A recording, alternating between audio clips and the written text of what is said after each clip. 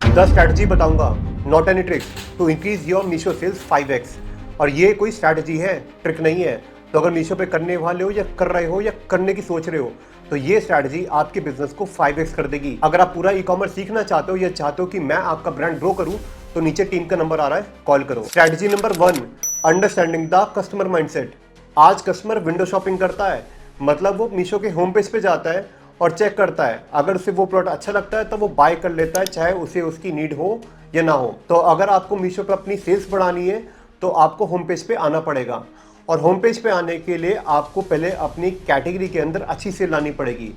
अगर अपनी कैटेगरी में अच्छी सेल लेकर आओगे तो आप मीशो के होम पेज पे आओगे, और होम पेज पे आओगे तो आप उन कस्टमर को भी अपने प्रोडक्ट बेच पाओगे जो कस्टमर आपके प्रोडक्ट को सर्च नहीं कर रहे, और आप अपना एक बिजनेस को बड़ा कर पाओगे। अल्टीमेटली अपना बिजनेस का वॉल्यूम बड़ा कर पाओगे, अपनी सेल्स को बड़ा कर पाओगे। Strategy number 2, Meesho mall.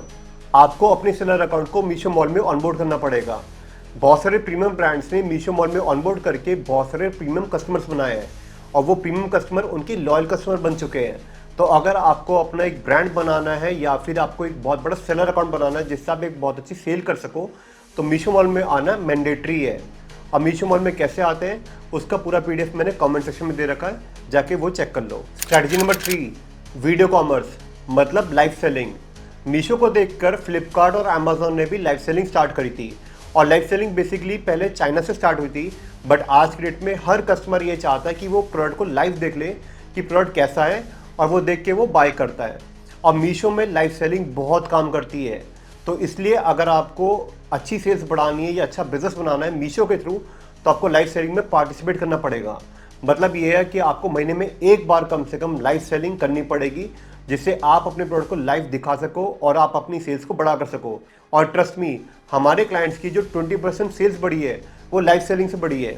इसलिए मेक श्योर आप महीने में सिर्फ एक बार, कम से कम एक बार लाइव सेलिंग में जरूर आओ, जिससे आप अपनी सेल्स को बढ़ा सको। Strategy number 4, right product category. अब प्रोडक्ट की कैटेगरी को सही होना आपके लिए बहुत ज़रूरी है। अगर आप बहुत सारे कस्टमर को देखोगे तो वो प्रोडक्ट की कैटेगरी को फॉलो करते हैं और अपना मनचाहा प्रोडक्ट पसंद करते हैं। जैसे मान के चलो, अगर किसी लेडीज़ को लेडीज टॉप लेना है तो वो क्या करेगी, होम पेज पे जाएगी, फिर वुमेन वेस्टर्न वियर और टॉप, और यहाँ से जाके जो प्रोडक्ट उसको अच्छा लगेगा वो उसको बाय कर लेगी। तो मेक श्योर आपका प्रोडक्ट राइट कैटेगरी में होना चाहिए। अब राइट कैटेगरी में अगर आप नहीं होते हो तो आपके दो नुकसान होंगे। पहला होता है एल्गोरिदम का नुकसान, और अगर आपका प्रोडक्ट राइट कीवर्ड्स पे रैंक नहीं होगा तो आपकी ऑर्गेनिक रैंक कभी नहीं आएगी, और आप जिंदगी भर सिर्फ एड्स चलाते रह जाओगे और आप हमेशा लॉस ही करते रहोगे। तो मेक श्योर अगर आपकी ऑर्गेनिक सेल्स नहीं आ रही है तो पहले चेक कर लो कि आपका प्रोडक्ट राइट कैटेगरी में है भी या नहीं। राइट कैटेगरी में ना होकर जो आपका दूसरा सबसे बड़ा नुकसान होगा वो होगा कस्टमर का नुकसान। जैसे मैंने बताया, बहुत सारे कस्टमर कैटेगरी के पास को फॉलो करते हैं, जैसे होम, वुमेन वेस्टर्न वियर और टॉप। अब ये जो कस्टमर होते हैं वो कैटेगरी को फॉलो करते हैं, और अगर उस राइट कैटेगरी, जो लास्ट का कैटेगरी है, जो आपका लेडीज टॉप वाला कैटेगरी है, अगर उसमें आपका प्रोडक्ट नहीं हुआ और अगर आप किसी गलत कैटेगरी में चले गए तो आप कितना भी कर लो, उन कस्टमर्स को आप कभी भी पकड़ नहीं पाओगे और आपकी बहुत सारी सेल्स मिस हो जाएगी। Strategy number 5, target resellers. आज भी मीशो पे बहुत सारे रीसेलर्स हैं, और वो रीसेलर्स कोई और नहीं, बेसिकली हाउसवाइफ है। तो अगर आपको इन रीसेलर्स को टारगेट करना है तो आपको ये 3 चीज़ करनी है। पहला, प्रोडक्ट की क्वालिटी। अगर प्रोडक्ट की क्वालिटी अच्छी होगी तो आपको रिपीट ऑर्डर्स आएंगे और वही रीसेलर आपके प्रोडक्ट को बार बार प्रमोट करेंगे। Number 2, unique product. अगर आपका प्रोडक्ट यूनिक होगा तो आप ज़्यादा से ज़्यादा रीसेलर्स को अप्रोच कर पाओगे, वरना आप कॉम्पिटिटर से ही कम्पीट करते रह जाओगे। Number 3, fashion category. आज भी बहुत सारे रीसेलर्स फैशन कैटेगरी में काम करते हैं, बेसिकली हाउसवाइफ ज़्यादातर लाइफस्टाइल कैटेगरी में काम करती है अफिलिएट लिंक के थ्रू। तो मेक श्योर आप फैशन कैटेगरी में ज़्यादा काम करो, और डेटा के हिसाब से मीशो में ज़्यादातर सेल लाइफस्टाइल कैटेगरी में होती है, मतलब फैशन कैटेगरी में होती है। तो मेक श्योर आप फैशन कैटेगरी में ज़रूर सेल करो। अगर आपके पास कोई भी कैटेगरी में आप पहले से बिजनेस नहीं कर रहे हो, अगर आप उसमें कर रहे हो तो उसमें करो, बट फैशन कैटेगरी मीशो पे सबसे ज़्यादा चलती है। Strategy number 6, external traffic. Meesho के ऊपर अगर आपका ट्रैफिक किसी सोशल मीडिया वेबसाइट या गूगल के थ्रू आता है तो मीशो आपके प्रोडक्ट को बहुत अच्छे से प्रमोट करता है। अब एक्सटर्नल ट्रैफिक को बढ़ाने के लिए आप मीशो के इन्फ्लुएंसर प्रोग्राम में भी पार्टिसिपेट कर सकते हो। मीशो के इन्फ्लुएंसर प्रोग्राम से बहुत अच्छी आपकी ब्रांड अवेयरनेस होगी। बहुत सारे ब्रांड मीशो के इन्फ्लुएंसर प्रोग्राम से पार्टिसिपेट करके अपनी सेल्स को 5x कर चुके हैं, और इसमें कोई नुकसान नहीं होता। अगर आपकी सेल्स आएगी तो ही आपका कमीशन जाता है। तो make sure Meesho influencer program में आप पार्टिसिपेट करो। अगर आपका विजन ब्रांड बनाना है तो, अगर ब्रांड नहीं बनाना, अगर एक अच्छी सेल्स बढ़ानी है, फिर भी आपको मीशो इन्फ्लुएंसर प्रोग्राम में पार्टिसिपेट करना चाहिए। Strategy number 7, search friendly. 70% customer Meesho पे आज भी सर्च करके आता है, जैसे toys for kids, top for women under 500। तो ये सारे वो सर्च क्वेरीज होते हैं जो कस्टमर सर्च करके मीशो पे प्रोडक्ट को ढूंढता है। तो मेक श्योर जब भी कोई कस्टमर आपके प्रोडक्ट को सर्च करे, आपका प्रोडक्ट सबसे टॉप पे आए, क्योंकि जब भी टॉप पे आएगा तो आपकी सेल्स हमेशा सबसे ज़्यादा आएगी। टॉप पे आने के लिए आप कुछ चीज़ें कर सकते हो जो सबसे अच्छी प्रैक्टिस है, ताकि आपका प्रोडक्ट हमेशा सबसे टॉप पे आए। पहला होता है टाइटल।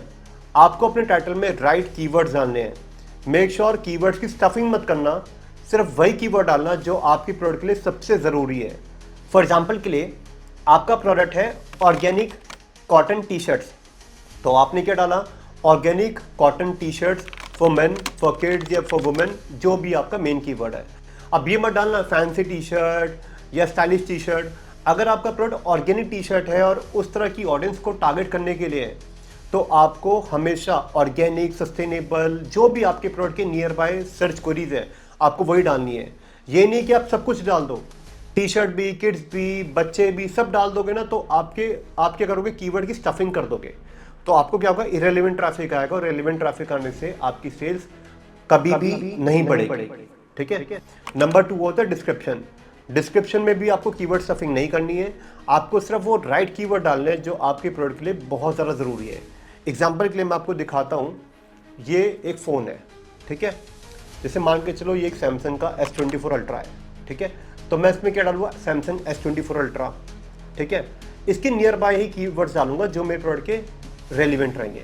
अब अगर मैं मान लो इसके लिए कुछ भी डाल दूँ, latest phone, premium phone, stylish phone, हाँ थोड़ा बहुत रिलेटेड है, बट मैं ऐसा नहीं कि ना सब कुछ डाल दूँ, latest phone for today's latest phone या लेटेस्ट फ़ोन फॉर टुडे, मतलब कुछ भी नहीं डालना है। आपको वही डालना है जो लोग सर्च कर रहे हैं और आपके प्रोडक्ट के नियर बाय है। ऐसा नहीं कि कुछ भी डाल दिए, कुछ भी डालोगे तो क्या करोगे, कीवर्ड की स्टफिंग करोगे, कन्वर्जन रेट हमेशा डाउन रहेगा, कभी भी ऊपर नहीं आ पाएगा। डिस्क्रिप्शन के बाद जो तीसरी चीज़ होती है वो होती है इमेजेस। तो मेक श्योर आप अपनी इमेजेस को बहुत अच्छा रखो, जो फ्रंट इमेज होती है वो बहुत अच्छी होनी चाहिए, और इससे क्या होगा, लोग मेरे प्रोडक्ट पे क्लिक करेंगे। जब वो क्लिक करेंगे तो हमारी बाकी की इमेजेस बहुत अच्छी होनी चाहिए, क्योंकि वही चीज़ कस्टमर को कन्वर्ट करेगी, डिसीजन बनाने में हेल्प करेगी कि वो आपका प्रोडक्ट बाय करे। फ्रंट इमेज से सिर्फ कस्टमर को लाओगे, बट बाकी की इमेजेस से आप कस्टमर को एक्चुअल में अपना प्रोडक्ट सेल कर पाओगे। ठीक है। इमेजेस के बाद जो सबसे इंपॉर्टेंट है वो है आपका रेटिंग्स और रिव्यूज़। अगर आपकी रेटिंग और रिव्यूज़ बेकार है तो आप कितने भी ऐड से डालो, कितना भी कुछ कर लो, आपकी सेल्स कभी नहीं बढ़ पाएगी। आप खुद सोचो, बीइंग एज अ कस्टमर, अगर प्रोडक्ट की रेटिंग या रिव्यूज़ अच्छे नहीं होंगे तो क्या आप वो प्रोडक्ट को बाय करोगे? इनफैक्ट अगर आपकी रेटिंग और रिव्यू अच्छे नहीं होंगे ना, तो आप एड्स चलाते रहोगे और मीशो आपका प्रोडक्ट कभी भी ऑर्गेनिकली प्रमोट नहीं करेगा। तो आपका मैक्सिमम पैसा सिर्फ एड्स में जाएगा और आप प्रॉफिट कभी नहीं कमा पाओगे। अब आती प्राइसिंग। तो मेक श्योर आपकी प्राइसिंग कॉम्पिटिटिव हो। अब प्राइसिंग का मतलब ये नहीं है, बहुत सारे लोग क्या होता है अपना प्राइस बहुत ज़्यादा डाउन कर लेते हैं सिर्फ सेल्स लाने के लिए, कंपटीशन से फाइट करने के लिए। आपको प्राइस उतना रखना है जिससे आपका लॉस ना हो, जिसे कहते हैं कॉम्पिटिटिव प्राइस। कॉम्पिटिटिव प्राइस का मतलब ये नहीं होता कि कॉम्पिटिशन को देख के बिल्कुल लोएस्ट कर लो। कॉम्पिटिटिव प्राइस का मतलब ये होता है कि जो आपकी प्रोडक्ट की क्वालिटी है उसके हिसाब से आपका प्राइस मैच होना चाहिए। ये नहीं कि प्रोडक्ट की क्वालिटी 300 रुपये की आप 400 रख लो, 400 रखोगे तो बिकेगा नहीं, वरना रिटर्न आ जाएगी, कस्टमर खरीद तो लेगा। और अगर प्रोडक्ट की क्वालिटी है 500 रुपये की, आपने प्राइस रख लिया 400 रुपये, तो उससे क्या होगा, आप लॉस कमाओगे, क्योंकि आप कहीं ना कहीं सेल्स लाने के लिए जस्ट प्राइस कम करे जा रहे हो। तो आपको प्राइस बिल्कुल उतना ही रखना है जो आपकी क्वालिटी को कॉम्पीट कर सके। अब आता है फ्रीबीज एंड कॉम्बो। बहुत सारे कस्टमर्स मीशो पे सर्च करते हैं टी शर्ट्स पैक ऑफ 2 या कुर्ती पैक ऑफ 2। वो हमेशा pack of 2, pack of 3, pack of 4 की सबसे सर्च करते हैं। तो मेक श्योर आप फ्रीबीज और कॉम्बोज हमेशा कस्टमर्स को दो, ताकि आप अपसेलिंग कर पाओ, सेम कस्टमर को ज़्यादा से ज़्यादा प्रोडक्ट बेच के अपना एवरेज ऑर्डर वैल्यू बढ़ा सको। अब सबसे इंपॉर्टेंट, जो सबसे ज़रूरी है, वो है एम ट्रस्टेड बैज। मीशो पे एम ट्रस्टेड बैज होता है। अगर आप मीशो पे सेल कर रहे हो तो आपको पता होगा, अगर सेल नहीं कर रहे तो याद रखना, मीशो का एम ट्रस्टेड बैज आपके हर प्रोडक्ट के ऊपर होना चाहिए। अब मीशो का एम ट्रस्टेड बैज कैसे मिलता है, कैसे नहीं मिलता है, इसका पूरा का पूरा मैंने एक PDF में डाला हुआ है। वो PDF आपको कमेंट सेक्शन में मिल जाएगा, याद से वो चेक कर लेना। तो याद रखना कि मीशो का एम ट्रस्टेड बैच आपके हर प्रोडक्ट पे होना चाहिए। एम ट्रस्टेड बैच आपके प्रोडक्ट की ऑथेंटिसिटी को बढ़ाता है। एम ट्रस्टेड बैच से मीशो आपके प्रोडक्ट को खुद से भी ऑर्गेनिकली प्रमोट करता है और ये कस्टमर्स को भी इम्पैक्ट करता है कि वो आपके प्रोडक्ट को हमेशा खरीदे, ना कि आपके कॉम्पिटिटर का खरीदे। Strategy number 8, upselling and cross selling. बहुत सारे सेलर क्या करते हैं कि वो सिंगल प्रोडक्ट ही लिस्ट करते हैं, बट आपको ऐसा नहीं करना है। एग्जाम्पल के लिए, अगर आपकी बॉटल है, ठीक है, तो इस बॉटल के अंदर रेड, ब्लैक, येलो, वाइट बहुत सारे कलर्स हैं, तो आपको बहुत सारे वेरिएशन बनाने सिंगल लिस्टिंग के साथ, ताकि कस्टमर जब ब्लू खरीदने आए तो उसको रेड, ब्लैक, येलो भी ऑप्शन दिख सके। अगर ब्लू कलर उसको नहीं पसंद है तो वो रेड, ब्लैक कोई सा भी कलर ले ले। और आपको साइज के हिसाब से भी वेरिएशन बनाने हैं। मान के चलिए ब्लू बॉटल है 500 ml की, और अगर आपके पास 1000 ml, 1500 ml या 200 ml की बॉटल्स हैं तो वो भी लिस्ट करो। कस्टमर क्या करता है, हमेशा ना कंपेयर करता है कि 500 ml की मुझे इतनी की पड़ रही है, 1000 ml की इतनी की पड़ रही है, 300 ml की इतनी की पड़ रही है। तो अगर मल्टीपल कस्टमर के पास ऑप्शंस हो गए तो वो कोई ना कोई परचेज कर लेगा, बट अगर कस्टमर को आप एक ही ऑप्शन दोगे तो वो खरीदेगा नहीं। तो मेक श्योर कस्टमर को हमेशा ऑप्शन दो, साइज के, कलर के, जो भी आपके पास ऑप्शन है वो हमेशा आप कस्टमर को दो। ये हमेशा आपका एवरेज ऑर्डर वैल्यू बढ़ाने में हेल्प करता है। Strategy number 9, seller score. Seller score आपके लिए बहुत ज़रूरी है। जितना अच्छा सेलर स्कोर होगा उतनी अच्छा मीशो आपके प्रोडक्ट को प्रमोट करेगा, और जितने अच्छे आपके फॉलोअर्स होंगे उतनी ज़्यादा आपके लॉयल कस्टमर होंगे। बहुत सारे ब्रांड्स को अगर देखोगे तो उन्होंने लॉयल कस्टमर बना बना के, फॉलोअर्स बना बना के अपने रिपीट परचेज बनाए हैं। सेलर स्कोर और फॉलोअर्स आपको जनरली न्यू कस्टमर्स को भी टारगेट करने में हेल्प करते हैं, क्योंकि न्यू कस्टमर भी वहीं से खरीदना चाहते हैं जो अच्छा ब्रांड हो, जिसका अच्छे प्रोडक्ट हो, क्योंकि अल्टीमेटली वो खुद कस्टमर है, उसको प्रोडक्ट खरीदना ही है। तो वो हमेशा बैड क्वालिटी नहीं खरीदना चाहता, वो हमेशा अच्छे प्रोडक्ट ही खरीदना चाहता है। Strategy number 10, ratings and reviews with real images. अगर आपके प्रोडक्ट पे रेटिंग्स एंड रिव्यूज है विद रियल इमेजेस, तो हमेशा कस्टमर के माइंड में एक बहुत बड़ी कन्विंसिंग इमेज बनती है कि उन्हें आपका प्रोडक्ट ही क्यों खरीदना चाहिए instead of your competitor. Rating and reviews तो हर प्रोडक्ट पे होते हैं, बट अगर साथ में रियल इमेजेस होती है तो कस्टमर को ये समझ में आता है कि हाँ, ये एक्चुअल में प्रोडक्ट अच्छा है। तभी बहुत सारे लोगों ने इसके ऊपर रेटिंग एंड रिव्यूज डाली है with their own images. Real images होती है तो कस्टमर को समझ में आ जाता है कि हाँ, प्रोडक्ट तभी अच्छा होगा, तभी इतने सारे लोगों ने अपनी रियल इमेज डाल के इस पर रिव्यू करा है। क्योंकि रेटिंग एंड रिव्यूज आपको बहुत से प्रोडक्ट पर मिल जाएगी, बट रियल इमेजेस प्रोडक्ट की रिव्यू डालते हुए आपको हर जगह नहीं मिलेगी। और जिस प्रोडक्ट पे जितनी ज़्यादा रियल इमेजेस होगी विद रेटिंग एंड रिव्यूज, उतना ही ज़्यादा मीशो आपके प्रोडक्ट को प्रमोट करेगा ऑर्गेनिकली, और उतनी ज़्यादा कस्टमर कन्विंस हो पाएंगे कि उन्हें आपका प्रोडक्ट क्यों खरीदना चाहिए।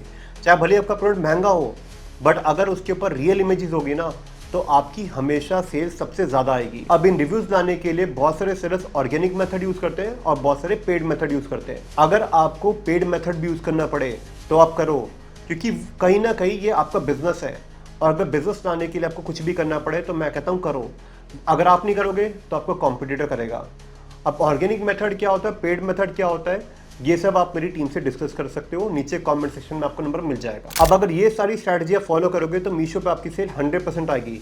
बहुत सारे लोग क्या करते हैं, टिप्स एंड ट्रिक्स देखते हैं और दबा के ऐड चलाते हैं। देखो, आपका मकसद बिजनेस से प्रॉफिट कमाना है, लॉस कमाना नहीं। और प्रॉफिट कमाने के लिए आपको ये समझ आना चाहिए कि आपको स्ट्रैटेजी यूज़ करनी है, क्योंकि टिप्स एंड ट्रिक्स यूज़ करोगे तो शॉर्ट टर्म में छोटी मोटी सेल ले आओगे, पर इन छोटी मोटी सेल के साथ बहुत सारा एक्सपेंस भी बढ़ेगा, एड्स और जो भी आप अननेसेसरी खर्चे करोगे। तो हमेशा स्ट्रैटेजी पे काम करोगे तो लॉन्ग टर्म एक अच्छा सस्टेनेबल बिजनेस बना पाओगे, वरना टिप्स एंड ट्रिक्स देखोगे तो हमेशा लॉस कमाओगे। सेल्स तो कमाओगे पर लॉस कमाओगे, प्रॉफिट नहीं कमाओगे। और बिजनेस हमेशा प्रॉफिट के लिए किया जाता है, लॉस के लिए नहीं। ये सारी की सारी 10 स्ट्रैटेजी मैंने पीडीएफ में भी डाली है, वो आपको नीचे कमेंट सेक्शन में मिल जाएगी, तो मेक श्योर जाके चेक कर लेना। अगर वीडियो से भूल जाओगे देखकर तो वो पीडीएफ ज़रूर डाउनलोड करके देख लेना, और जब भी बिजनेस करोगे तो डेली चेक करना। अगर आप ये सब फॉलो नहीं कर रहे हो तो 100% आपकी सेल्स नहीं आ रही। अगर आपने 10 की 10 फॉलो कर ली, आपकी सेल्स आने से कोई नहीं रोक सकता। अब अगर आप चाहते हो कि ई कॉमर्स सीखना चाहते हो तो मैंने पूरा लेवल 1, लेवल 2, लेवल 3 कोर्स बनाया हुआ है अमेजन का। लेवल 1 में क्या है, लेवल 2 में क्या है, लेवल 3 में क्या, आपको यहाँ पे स्क्रीन पे दिख रहा होगा। इसके अलावा अगर आपको अभी भी कोई डाउट है, कुछ नहीं समझ आ रहा है, तो यहाँ पर नीचे टीम का नंबर है, आप उनसे भी बात कर सकते हो। ओवरव्यू दे रहे तो लेवल 1 उनके लिए है जिनको ई कॉमर्स के बारे में कुछ नहीं पता, लेवल 2 उनके लिए है जिनको ई कॉमर्स के फंडामेंटल्स बहुत थोड़े थोड़े पता है, बट अमेजन की एग्जैक्ट फंडामेंटल्स की क्या क्या होता है और कैसे सेल्स बढ़ती है वो फंडामेंटल सीखना ज़रूरी है। वो फंडामेंटल्स मैंने लेवल 2 में बताए हैं और लेवल 3 के अंदर मैंने एग्जैक्ट बताया कि कैसे आप एक अच्छा बिजनेस बना सकते हो। अगर आपको महीने की 5 लाख से लेकर 50 लाख या 1 करोड़ की सेल लानी है तो लेवल 3 आपके काम का है, वो ज़रूर देखना। वो फंडामेंटल की बात का कंसेप्ट है। लेवल 3 कोर्स के साथ साथ हम आपको सर्टिफिकेट भी देते हैं और उस सर्टिफिकेट से आपको एक रिकॉग्निशन मिलती है, जिससे आपकी एक अच्छी इमेज बनती है और आप किसी भी कंपनी में इंटरव्यू देने जाते हैं तो वो सर्टिफिकेट आपको जॉब लेने में हेल्प करता है। और जैसे मैंने बताया कि हमारी खुद की कंपनी आपको 100% हेल्प करेगी, जिससे आपकी जॉब 100% लग जाए। अब अगर आप चाहते हैं कि मैं आपका अकाउंट मैनेज करूं या आपका ब्रांड बनाऊं, तो नीचे टीम का नंबर आ रहा होगा, टीम से कनेक्ट कर सकते हो और आप अपने अकाउंट की ऑडिट करा सकते हो। So this is the video. आशा करता हूं आपको बहुत कुछ सीखने को मिला होगा। I will see you in the next video. Take care.